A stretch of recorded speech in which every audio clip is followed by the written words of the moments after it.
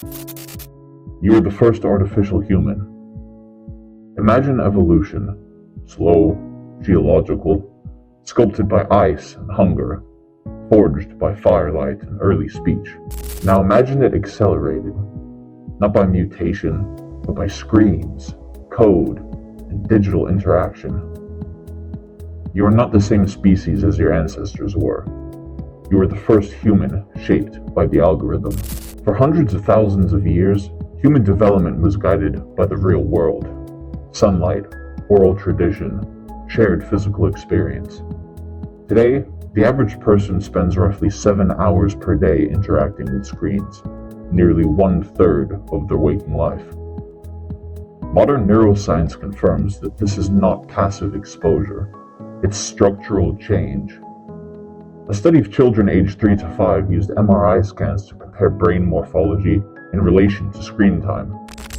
It found that higher media use correlated with decreased cortical thickness in regions responsible for language, attention, and emotional recognition.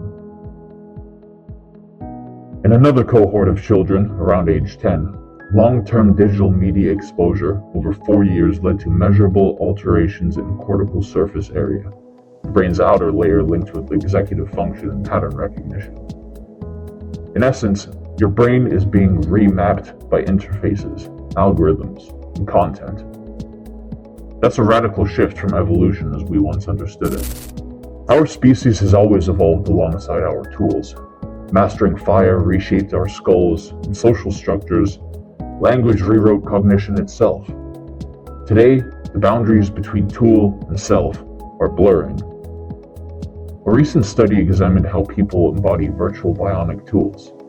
Simple, tweezer-like pincers via VR.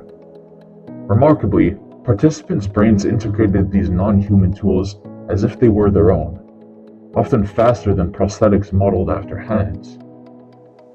This isn't distant science fiction, it's happening now. The brain adapts to tools it uses, regardless of their form. Your mind is evolving with every interface, app, and digital habit. Cultural evolution once moved at a human pace. Ideas passed slowly, behaviors rooted in tradition. Now, trends spread at the speed of light. Studies from UCLA have found that just a few days of structured internet use significantly altered neural activity in decision-making and reasoning centers of the brain, effectively rewiring the pathways that govern thought. Nicholas Carr's research demonstrated that experienced web users activate more of their prefrontal cortex, but this often comes at the expense of deep reading and sustained focus.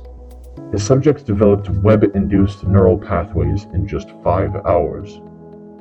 In other words, you adapt swiftly to digital environments, but long-form attention, memory, and contemplation may atrophy in the process. Not all change is harmful. Some adaptations can be positive.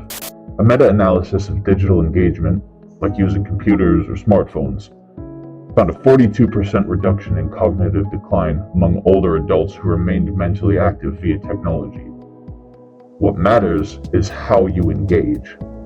Passive consumption can lead to cognitive narrowing. Purposeful use, a challenging game, a creative project, a moment of reflection, can reinforce neural resilience.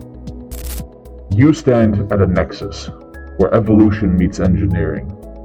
Your brain's structure, your habits, your values, they are molding at the hands of interfaces and algorithms. Yet with this transformation lies agency. Every scroll, click, and interaction either reinforces your humanity or reshapes it in silent ways. You are not predestined. You are malleable. And in that malleability lies possibility.